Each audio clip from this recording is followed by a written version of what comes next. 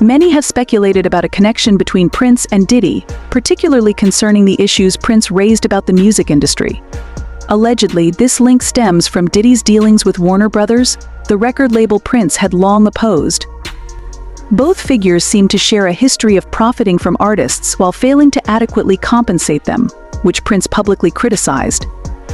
Additionally, there are claims that Diddy blackballed artists who dared to expose such practices, further complicating the relationship between them. Became such a big deal back then is ever since my third album, I wasn't really taking large advances from the recording companies. I was recording the albums myself in my own studio. So the way I looked at it, I owned the work because I paid for it. And I did all the work. I created it, so I felt like it should belong to me. That said, the companies felt otherwise. And they would always hold this contract up and say, well, you signed it. And I say, well, I understand that. It's not like I want to leave. I just want to, talk about this thing and see if we can't make it more fair. Of course, they wouldn't change, because if they changed, they wouldn't really exist. And that's kind of the situation we're in right today. They're not going to exist much longer. But it's not like we're against them or anything like that. The idea is that we find better ways of working with one another. It shouldn't be a situation where they own the album or the work. We're talking about intellectual copyright. If they're going to be indeed a delivery service, then that's fine. But even FedEx doesn't say that they own the thing that they ship. Secondly, it's rumored that Prince once lent his house to Diddy for parties but never attended them himself. Allegedly, Prince had suspicions about the nature of the gatherings and what Diddy was doing. The first Diddy party I went to was at Prince's house. So you want to go to Prince's house to the Diddy party where Tyrese is performing and Demi Moore and Ashton Kutcher are swinging on swings. That is what's happening on the other side of the wall. And so the one thing that makes this party different than a Jamie Foxx party or any other celebrity party that wrangles a bunch of young women or guys or whatever too, is that Diddy didn't let you bring your security in the party. Thirdly, Prince's estate was involved in a lawsuit against Jay-Z, who had a close relationship with Diddy before the legal issues arose. The lawsuit stemmed from allegations that Jay-Z was illegally distributing Prince's music on Tidal. Unfortunately, exposing figures like Jay-Z and Diddy rarely ends well for those involved, as both Warner and Prince tried to caution the public about the industry's darker side. Prince fought tirelessly for ownership and control over his music, engaging in a lifelong battle for artists' rights and fair compensation. Allegedly, he ultimately paid the highest price for his stance against these powerful entities, and whether Warner Brothers had any involvement in his untimely death remains a topic of debate among fans. To experience friction with Warner, as he sought greater creative control and ownership over his music. After establishing Paisley Park Records, he was determined to carve out his own path in the industry, which led to escalating tensions with the label. By the late 1980s, Prince's dissatisfaction with Warner grew, particularly over disputes regarding his music catalog and the financial arrangements tied to it. He famously changed his name to an unpronounceable symbol as a form of protest against the label, becoming known as the artist formerly known as Prince. His actions highlighted the struggle many artists face in the industry regarding ownership and rights. Despite his monumental success, Prince's battle for artistic freedom became increasingly contentious, raising questions about the lengths to which powerful entities might go to maintain control over their artists. This ongoing conflict culminated in his eventual departure from Warner, but the scars from his experiences remained, prompting many fans to speculate about the darker forces at play in the music industry, especially regarding his tragic passing.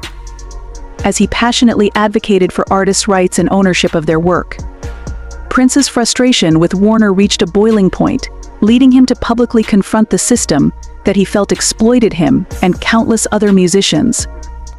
In a notable instance, he appeared at the 1999 Grammy Awards with the word slave written on his face, a powerful statement that shocked audiences and underscored his struggles against the industry's control over artistic expression. He famously stated, "I am no longer Prince. I am the artist," further solidifying his commitment to reclaiming his identity and rights.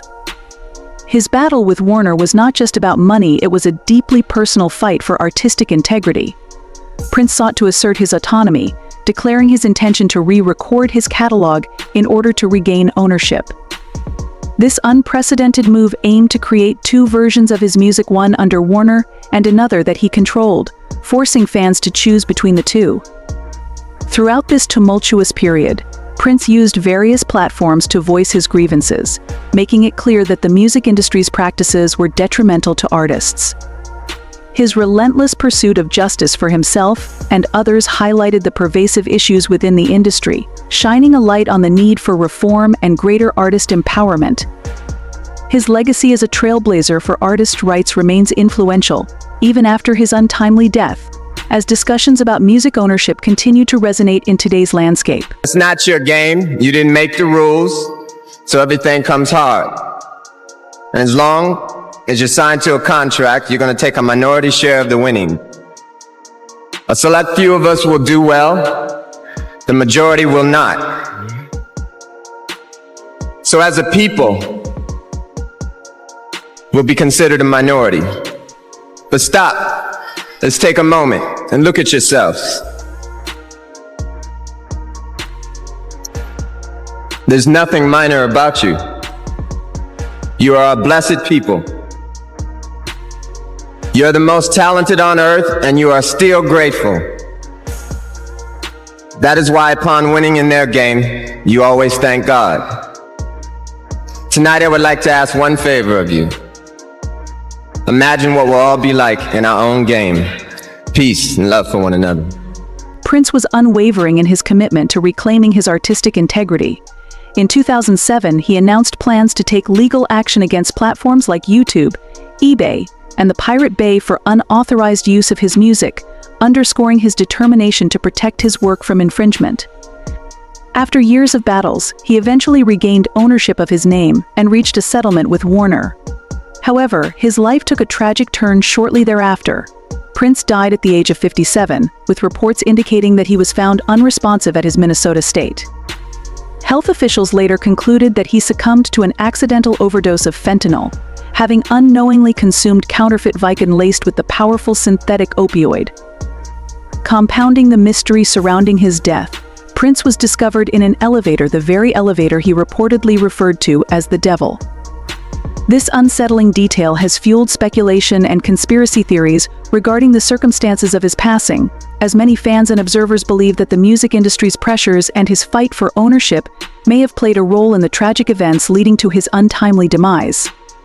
Kind of spooked me about it all was, he has a song called Let's Go Crazy. Yeah. And it says, don't let the elevator bring us down. One time when I was with him privately, he said, you know what the elevator is, right?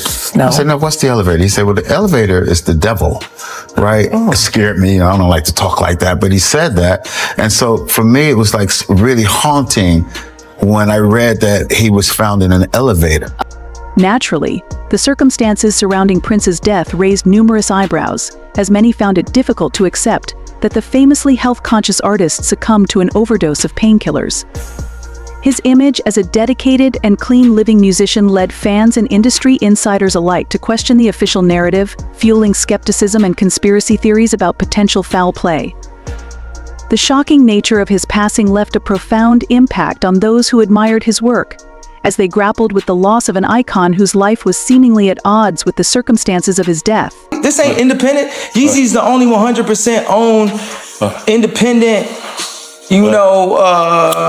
black owned or whatever. I don't know if it'll be owned after this interview, but you get what I'm saying? Like when we sign something, we don't sign somebody. We're signing someone to the bigger Vivendi slave ship. To the bigger universal slave shit. Right. Y'all saying, all these tweets was crazy. You know why Prince gave me the song Jail?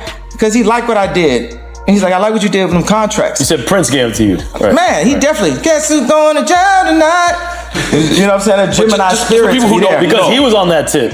Yeah. Just people who don't know, you're talking about Prince. Yeah, I'm talking out Prince. And Prince trying to get away from corporations, disconnect. Prince with the slave on his cheek. Yeah, slave on his cheek, yeah. You know what I'm saying? Michael Jackson, bro, this man. There were also reports indicating that Prince had been struggling with his health in the weeks leading up to his death. He had previously experienced an overdose and had even canceled shows, making an emergency landing on a flight home where he received a dose of an anti-opiate. This raised questions about why he wasn't under the care of a physician, especially after an alleged overdose less than a month prior.